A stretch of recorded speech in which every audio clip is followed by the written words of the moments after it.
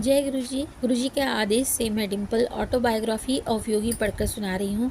जैसा गुरु जी कहते हैं, पढ़ने वाले का भी भला होता है, सुनने वाले का भी आशीर्वाद मिलता है। तो आप भी सुनकर आशीर्वाद लें गुरु जी का।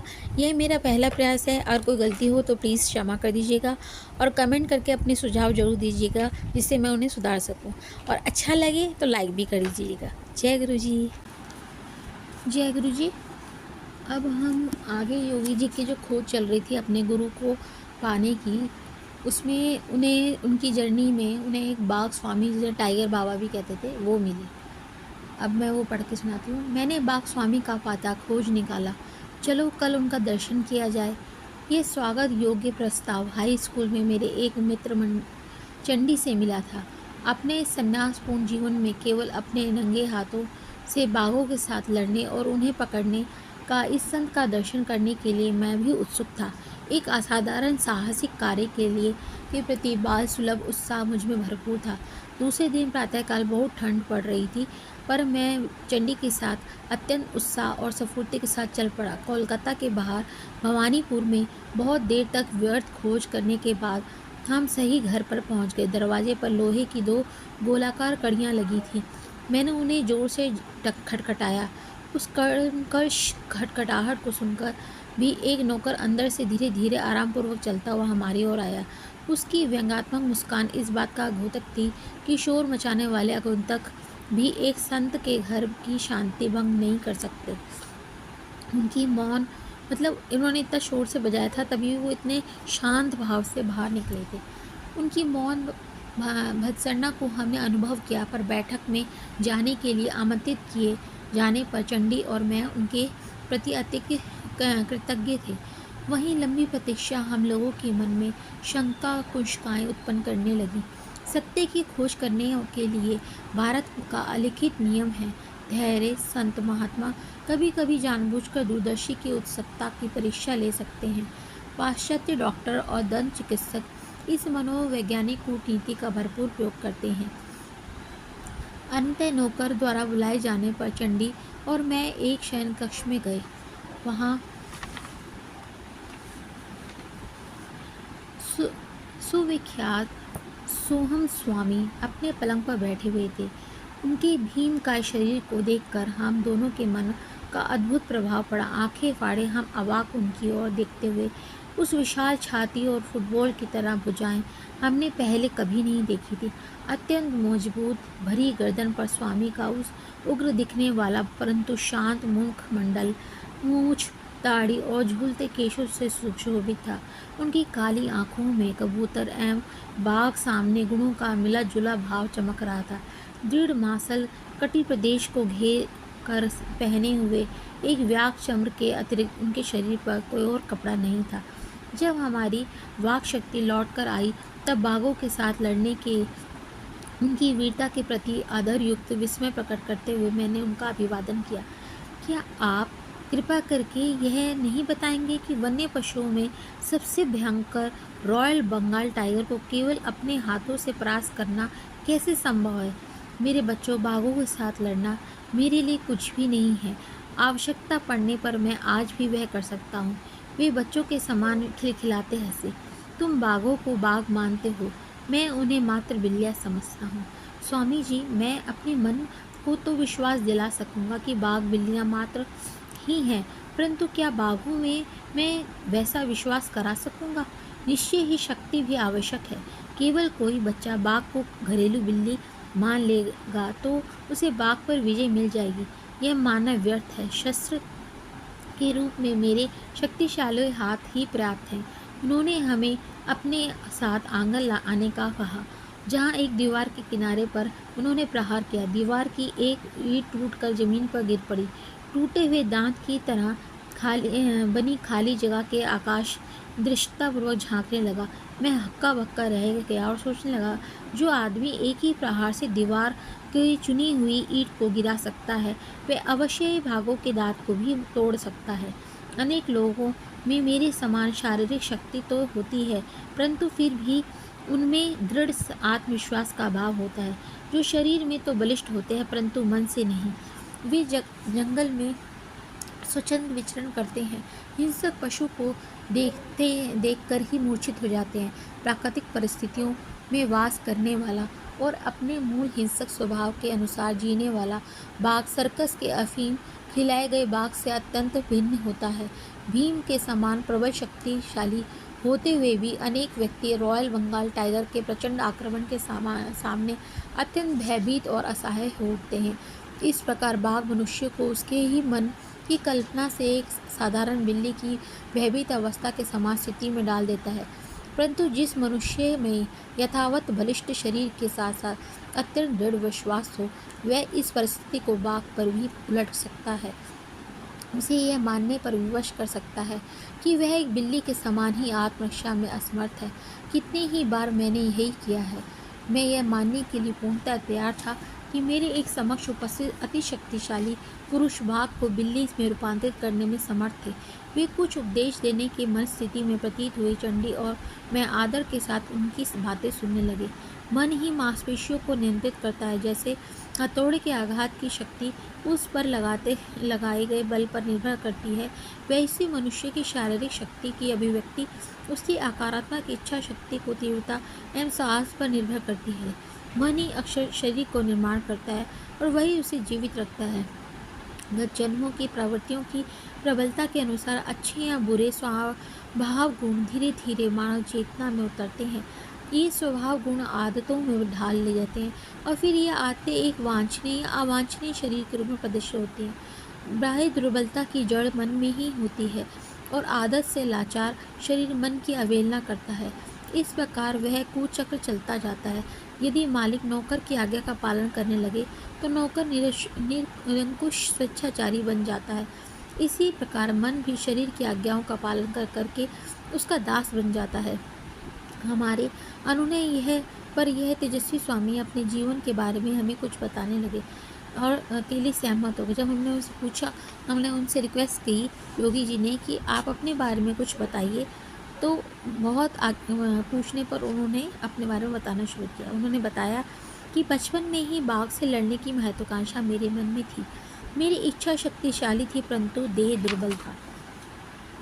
मेरे मुंह में आश्रय द्वार फूट गया।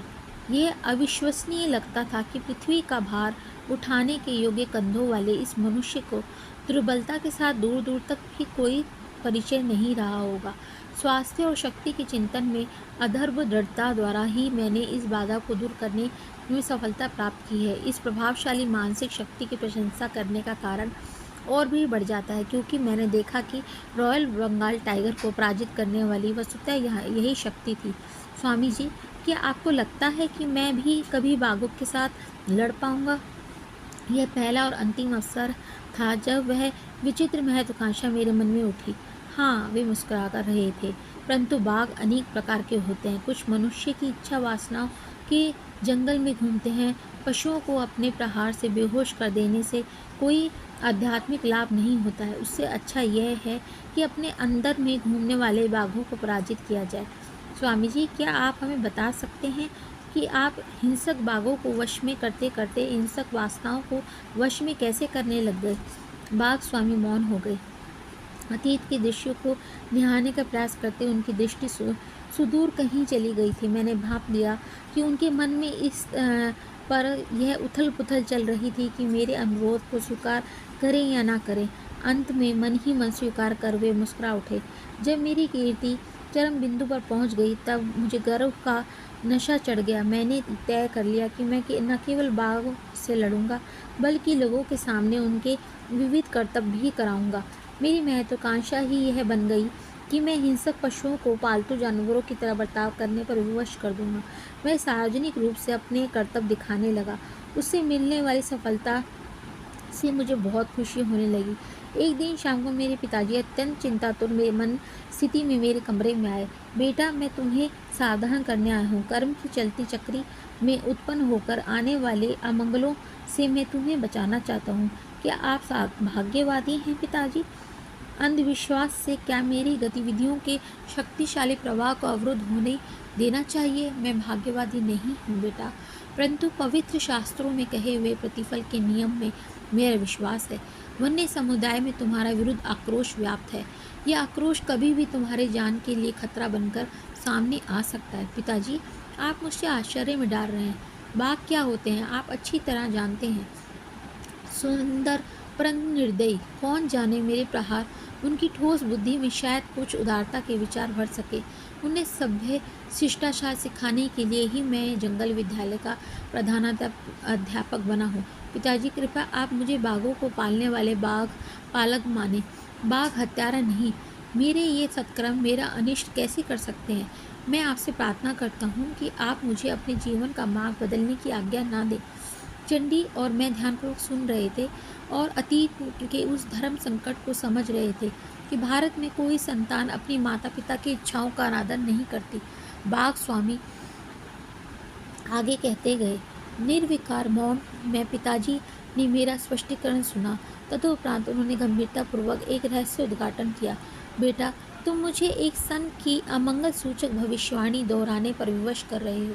कल जब मैं बरामदे में बैठकर नित्य की भांति अपना ध्यान कर रहा था, तब मेरे पास आए। मित्रवर, मैं आपके युद्ध प्रिय बेटे के लिए एक संदेश लेकर आया हूँ। उससे कहिए कि वह अपनी बर्बर गतिविधियाँ बंद कर दे, अन्यथा बाघ के साथ अपनी अगली लड़ाई से उसके अनेक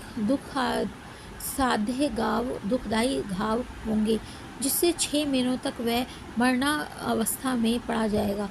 तब वह अपना पुराना मार्ग छोड़कर सन्यासी बन जाएगा। इस कहानी का मुझ पर कोई प्रभाव नहीं पड़ा। मैंने यही माना कि पिताजी किसी भ्रांति ग्रसित कट्टरवादी की भ्रांति का शिकार हो गए हैं। उन्हें लगा कि जो साधु बाबा ने किसी ने उनको संदेश दिया है वो उसमें खाली इमेजिनेशन कर रहे हैं, ऐसा कुछ नहीं होने वाला। बाघ स्वामी ने अधीरतापूर्वक वह स्वीकार के जैसे कि अपने किसी मूर्खतापूर्ण कार्य का अनुभव हुआ हो।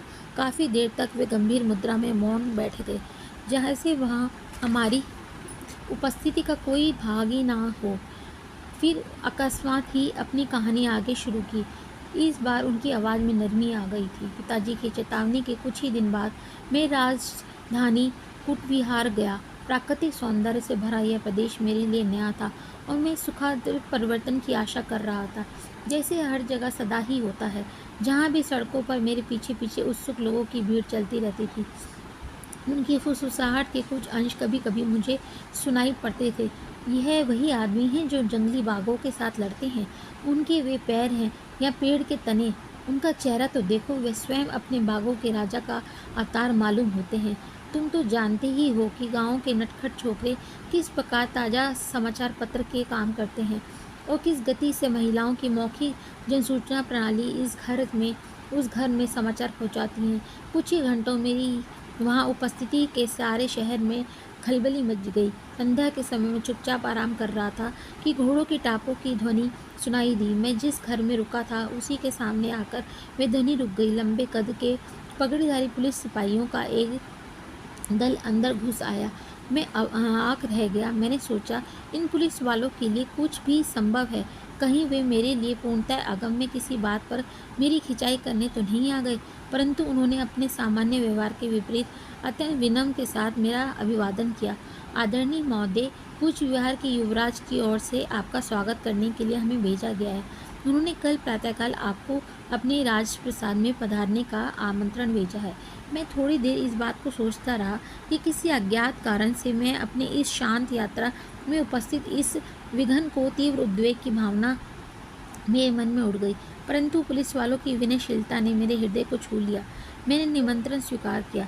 दूसरे दिन जिस दासोचित विनम्रता और खुशामद के साथ मुझे अपने द्वार से 4 घोड़े जुते हुए शाही कोच तक ले जाया गया, उसे देखकर मैं चकित रह गया।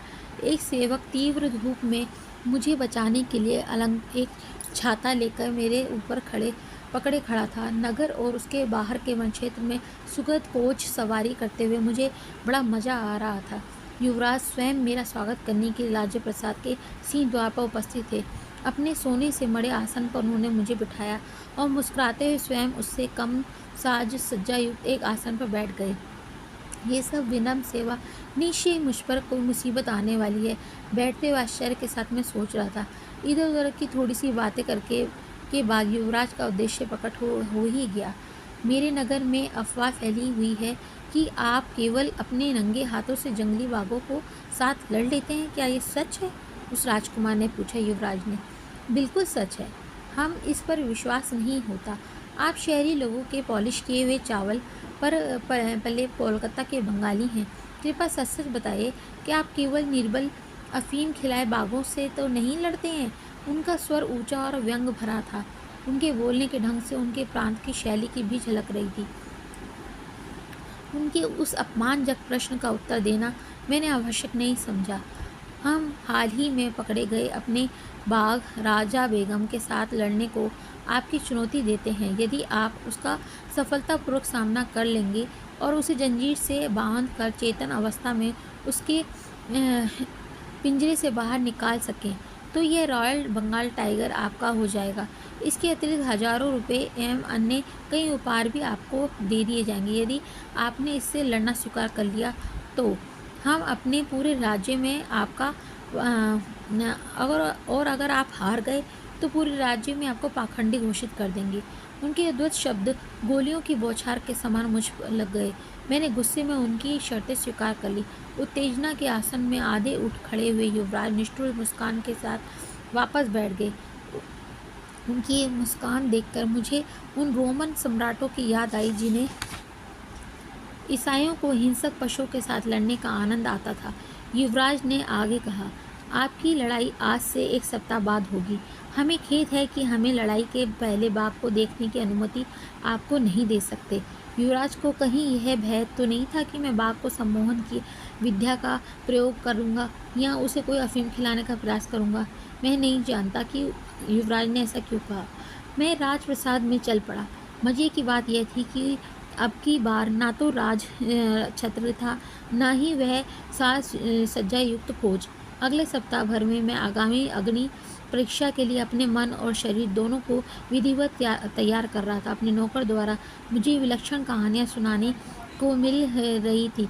पिताजी को संत ने जो भीषण भविष्यवाणी की थी वह किसी प्रकार लोगों में भी फैल गई थी।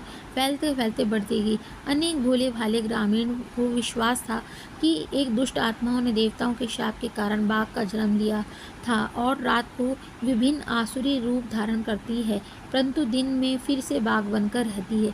लोगों का आसुरी रूप धारण करती है। लोगों का अनुमान था कि वह आसुरी बाघ है जिसे मेरा गर्भ हनन करने के लिए भेजा गया है। एक अन्य कल्पना यह भी थी कि बाघों को अपने देवताओं से की गई प्रार्थनाओं के उत्तर में ये राजा बेगम के रूप में आ गया है। समग्र व्याघ्र जाति के लिए इतना महाहानिकारक ठहरे इस घृष्ट दोपाय का अर्थात मुझे दंडित करने के लिए ये उसे नियत किया गया है। एक लोम दंत विहीन मानव नख दंत युक्त शक्तिशाली पाद युक्त बाघ को चुनौती देने का दुस्साहस करे। लोग यह भी कह रहे थे कि अभी अवमानित बाघों के द्वेष में ने मिलकर इतना और जोर पकड़ लिया है कि बाघों का मान मर्दन करने वाले इस अभिमानी पुरुष का पतन कराने के लिए वह जोर सब सूक्ष्म नियमों का कार्यान्वित कर रहा है। मेरे नौकर ने मुझे आगे बताया कि युवराज स्वयं मानव और पशु के बीच हानिकारक इस द्वंद्व में की व्यवस्थापन का कार्यभार संभाल रहे हैं। उन्होंने स्वयं अपनी देखरेख में हजारों लोगों के बैठने योग्य एक विशाल तंबू का निर्माण कराया है जो आंधी तूफान में भी सुरक्षित खड़ा रह सके। उस तंबू के मध्य में लोहे के एक विशाल पिंजरे में राजा बेगम भी सुरक्षित खड़ा रह सके और उस तंबू में जो है एक पिंजरे में राजा बेगम को रखा जाएगा। इस पिंजरे के बाहर सुरक्षा का एक और घेरा है जो राजा बेगम को निरंतर खून जमा देने वाली भयंकर गर्जनाएं करता जा रहा है। उसकी शुद्धाग्नि और क्रोधाग्नि दोनों को भड़काने के लिए उसे बहुत कम खाना दिया जा रहा है। शायद युवराज को आशा थी कि मैं उसका पुरस्कार स्वरूप भोजन बनूंगा। डंका बजा बजा कर नगर और आसपास के इलाकों में उस अद्वितीय द्वंद्व की जो घोषणा की जा रही थी उसे सुनकर लोगों ने भारी संख्या में उत्साहपूर्वक टिकटें भी खरीद ली थी। द्वंद्व के दिन सीटों की कमी के कारण सैकड़ों लोगों का लौटा दिया गया। कई लोग तंबू की दरारों में से अंदर घुस रहे थे या गैलरी के नीचे जहाँ भी जगह मिली वहीं खड़े हो गए। जैसे जैसे बाघ स्वामी की कथा चरम सीमा की ओर बढ़ रही थी वैसे वैसे मेरी उत्तेजना भी बढ़ती ही जा रही थी। चंडी में मंत्रमुग्ध होकर अवाक बैठा था। राजा बेगम की कान पर फाड़ देने वाली गर्जनाओं के और भयभीत दर्शकों के कोलाहल के बीच मैंने शांत मन से तंबू में प्रवेश किया। लंगोट के अतिरिक्त मेरे शरीर में और कोई कपड़ा नहीं था। मैंने सुरक्षात्मक घेरे के दरवाजे का कुंडा सरकाकर उसे खोला और अंदर जाकर अपने पीछे शांत मन से दरवाजे को बंद कर दिया। बाघ को रक्त की गंध लग गई थी। उछलकर धड़ाम से लोहे की छड़ों से टकराने की ध्वनि के साथ उसने मेरा भीषण स्वागत किया। करुणाद्र भय से दर्शकों ने में सन्नाटा छा गया। उसी अति उग्र बाघ के सामने मैं निरीह मेमना लग रहा था। पलक झपकते ही मैं उसके पिंजरे में घुस गया, परंतु जैसे ही मैंने दरवाज़ा बंद किया, राजा बेगम उछलकर सीधा मेरे ऊपर झपटा। मेरा दाहिना हाथ बुरी तरह शत विशत हो गया। बाघ के लिए परम स्वादिष्ट मानव रक्त की प्रचंड धाराएं गिरने लगीं। संत की भविष्यवाणी के सत्य होने के आसार नजर आने लगे। इस प्रकार की गंभीर चोट मुझे जीवन में पहली बार आई थी, पर मैं तुरंत उससे संभल गया। रक्त रंजित अंगुलियों को लंगोट में घुसाकर मैंने उन्हें छिपा लिया और बाएं हाथ से एक हड्डी तोड़ प्रहार बाघ पर किया। बाघ लड़खड़ाकर पीछे हट गया, पिंजरे के अंत तक पीछे गया, फिर उलट पलट कर अत्यंत गुस्से के साथ पुनः मुझ पर झपटा। मैंने सुविख्यात मुष्टि प्रहार के से उसके सिर पर बरसाने लगे, परंतु राजा बेगम को रक्त का जो स्वाद लग गया था, उसने उसे उसी प्रकार उन्मत्त कर दिया था जैसे दीर्घकाल तक शराब से वंचित रहने वाले शराबी को शराब का पहला घूंट मिल जाए। बीच बीच में कान बैठा देने वाले दहाड़ते मारते उसके आक्रमणों की उग्रता बढ़ती ही जा रही थी। उसके दाढ़ों और नखों के आगे मेरा केवल एक हाथ से बचाव करना अपर्याप्त पड़ रहा था। मेरी आत्मरक्षा प्रणाली अमेघ नहीं रह पा रही थी, परंतु मैं भी तिलमिलाने वाले प्रहार उस पर करता गया। दोनों ही रक्त रंजित होकर जीवन मरण का युद्ध लड़ रहे थे। पिंजरे में कोलाहल था, चारों दिशाओं में रक्त के छींटे उड़ रहे थे। बाघ के गले में पीड़ा और खूनी प्राण पिपासा की चीत्कार फूट रहे थे। गोली चलाओ, बाघ को मार डालो, दर्शक चीख रहे थे। मानव और पशु इतनी तेज गति से हिल रहे थे कि एक सिपाही की गोली का निशाना चूक गई। मैंने अपनी सारी संकल्प शक्ति एकत्र की और भीषण गर्जन के साथ उसके मस्तक पर एक अंतिम खोपड़ी तोड़ प्रहार किया। बाघ गिर गया और ठंडा होकर पड़ा रहा, परंतु बिल्ली की भांति मैं भी बोल पड़ा। स्वामी जी खिलखिलाकर हंस पड़े। फिर उन्होंने तन्मय कर देने वाली अपनी कहानी को आगे बढ़ाना शुरू किया। आखिर राजा बेगम पराजित हो ही गया। उसका रहा साहस राजगर्व भी चूर चूर हो गया। अपने विदीर्ण रक्त रंजित हाथों से मैंने उसका जबड़ा खोला और एक नाट्यपूर्ण क्षण के लिए उसे खुले मृत्युद्वार से अपना सिर रखा, जंजीर के लिए उधर उधर देखा और जमीन पर पड़े जंजीरों के ढेर में से एक जंजीर खींचकर उसके बाघ की गर्दन पिंजरे की जड़ों के साथ बांध दी। विजयोल्लास में मैं दरवाजे की ओर चलने लगा, परंतु वह मूर्तिमान शैतान राजा बेगम उनकी कल्पित आसुरी उत्पत्ति के अनुरूप ही वह जीवट था। एक ही विस्मय झटके के साथ जंजीर तोड़कर वह मेरी पीठ पर झपट पड़ा। मेरा कंधा उसके जबड़े में फंसा हुआ था और ऐसी स्थिति में मैं जोर से नीचे गिरा, परंतु पलक झपकते ही मैंने उसे अपने नीचे घर दबोचा। निष्ठुर प्रहारों के आघातों से वह अर्धमूर्छित हो गया। इस बार मैंने उसे अधिक सावधानीपूर्वक बांध लिया। धीरे धीरे से मैं पिंजरे से बाहर निकला। फिर मैं चारों तरफ चीख पुकार सुनाई दी। इस बार वह हर्षोल्लास की थी। भीड़ की चीख पुकार की हर्ष ध्वनि जैसे एक ही विराट गले में से निकल रही थी। मैं भीषण रूप से घायल तो हो ही गया था, परंतु फिर भी मैंने द्वंद्व की 3 शर्तें पूरी कर दी थी। बाघ को अचेत करना, उसे जंजीर से बांधना, बिना किसी प्रकार की सहायता लिए पिंजरे से बाहर आना। इसके अलावा मैंने उस हिंसक पशु को इस तरह घायल और भयभीत कर दिया था कि वह मेरे सिर पर अप्रतिम पुरस्कार अपने मुख से पाकर भी उसकी ओर उसने कोई ध्यान नहीं दिया। मेरे घावों पर प्राथमिक उपचार करने के बाद मेरा सम्मान किया गया और मुझे पुष्पहार पहनाए गए। मेरे चरणों में स्वर्ण मोहरों की वर्षा की गई। असाधारण रूप से विशाल और वैसे ही क्रूर बाघ पर मेरी विजय की अंतरही चर्चाएं चारों ओर से सुनाई दे रही थी। वचन के अनुसार राजा बेगम मुझे दे दिया गया, परंतु मुझे कोई हर्ष नहीं हुआ। मेरे हृदय में आध्यात्मिक परिवर्तन आ गया था। ऐसा प्रतीत हो रहा था कि पिंजरे से बाहर निकलने के साथ ही मैंने संसार में अपनी महत्वाकांक्षा का द्वार भी बंद कर दिया है। उसके बाद का कुछ समय अत्यंत वेदना और मन संताप में बीता। रक्त में विष फैलने के कारण 6 महीनों तक मैं मरणावस्थ अवस्था में पड़ा रहा। कूच विहार छोड़ने योग्य ठीक होते ही मैं अपने गांव लौट गया। एक दिन विरमतापूर्वक मेरे पिताजी ने से कहा, अब मैं जान गया कि जिस साधु ने सावधानी का विवेकपूर्वक इशारा दिया था वही मेरे गुरु हैं। काश मैं किसी प्रकार उन्हें ढूंढ पाता। मेरी लालसा सच्ची थी, क्योंकि एक दिन वही संत बिना किसी सूचना के हमारे घर पधारे। शांत अधिकारपूर्ण वाणी में वे बोल रहे थे, बाघों का दमन बहुत हो गया, मेरे साथ आओ। मैं तुम्हें मानव मन के जंगलों में विचरने वाले अज्ञान रूपी पशुओं का दमन करना सिखाऊंगा। तुम्हें दर्शनों की आदत हो गई है।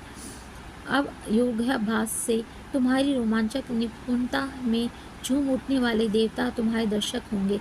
मेरे गुरु ने मुझे आध्यात्मिक माँ की दिशा दी।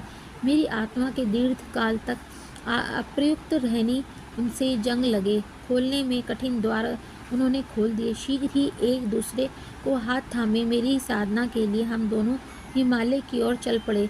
अपनी तूफानी जीवन की एक झलक हमें दिखाने के लिए कृतज्ञ होकर चंडी और मेरे स्वामी जी के चरणों में प्रणाम किया। मुझे और मेरे मित्र को लगा कि बैठक में उपेक्षा की गई लंबी प्रतीक्षा का हमें भरपूर प्रतिफल मिल गया है।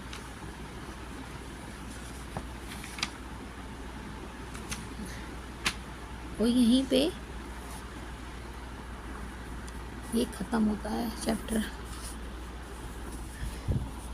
उनकी वो बाघ की लड़ाई और कैसे उन्होंने विजय प्राप्त की। फिर उन्हें एक और संत मिले जिन्होंने ये किए थे कि आपको अब जो ये लड़ाई होगी उसमें आपको शारीरिक नुकसान होगा, 6 महीने का आप मर प्रांत जो है स्थिति में आ जाओगे। उससे उन्हें उनसे मिलने की इच्छा प्रकट हुई कि जिसने पहले ही भविष्यवाणी कर दी थी। तब उन्होंने बोला कि जैसे आप शेर को वो करते हो, शेर से युद्ध करते हो, ऐसे ही अब मैं तुम्हें योग अभ्यास द्वारा अपने मन में जो पशु पाए हैं, पशु जो हमारे अंदर शरीर के अंदर होते हैं, गलत विचार होते हैं, उन पे कैसे जो है संयम पा सकें वो सिखाऊंगा। तो वो उनकी तरफ चलेगा। ये बातें सब सुन रहे थे तो उन्हें ये तब फिर योगी और जो उनके मित्र उनके साथ आए हुए थे उन्हें लगा कि ये बातें सब सुन के उनको मन में बहुत शांति हुई और उनमें जो अपने गुरु की खोज थी उन्हें लगा कि शायद ये जिस खोज कर रहे थे ये वही साधु बाबा हैं जो जिनको उन्हें जो है बाघ बाबा को जिन्होंने पहले ही बता दिया था कि ये जो है एक घटना घटने वाली है। तो अब आगे वो उनकी खोज करने के लिए आगे निकले। नेक्स्ट चैप्टर में हम करेंगे। अभी ये अध्याय मैं समाप्त करती हूँ। जय गुरु जी, शुक्राना गुरु जी। ओम नमः शिवाय, शिव जी सदा सहाय। ओम नमः शिवाय, गुरु जी सदा सहाय। संगत जी आप भी बोलिए ओम नमः शिवाय, शिव जी सदा सहाय। ओम नमः शिवाय, गुरु जी सदा सहाय। कहीं कोई गलती हो गई हो, शब्दों के उच्चारण में से कोई भूल हो गई हो तो प्लीज़ क्षमा कर दीजिएगा और इस जर्नी में मेरे साथ रहिएगा। जैसे गुरु जी की आज्ञा है ऐसे मैं बोलूँगी तो मेरा ही भला है, आप सुनेंगे आपका भी, संगत जी आपका भी भला होगा। जय गुरु जी की कृपा सब पर बनी रहे। ओम नमः शिवाय, शिव जी सदा सहाय। ओम नमः शिवाय, गुरु जी सदा सहाय। जय गुरु जी। आज का अध्याय समाप्त हुआ। नेक्स्ट अध्याय मैं दोबारा डाउनलोड करूँगी। आप अपना जो है लाइक शेयर और सब्सक्राइब ज़रूर कर दीजिएगा इसको। और अगर आपको कोई जो है सजेशन है वो भी कमेंट पे ज़रूर बताइएगा संगत जी, क्योंकि पहला बार है। और आपका कोई सत्संग हो, गुरु जी की जो ब्लेसिंग्स हो आप वो ज़रूर बताइएगा, जिससे मैं उसे एंड में अपने बायोग्राफी के अध्याय के एंड में ज़रूर शेयर करूँगी, जिससे ब्लेसिंग गुरु जी की ब्लेसिंग सबको मिले। ओम नमः शिवाय, शिव जी सदा सहाय। ओम नमः शिवाय, गुरु जी सदा। ये अपना सत्संग आप मुझे व्हाट्सएप पे मैं व्हाट्सएप लिंक शेयर कर दूँगी अपने उस ग्रुप में, चैनल में, तो आप उसमें अपना शेयर कर सकते हैं सत्संग। जय गुरु जी।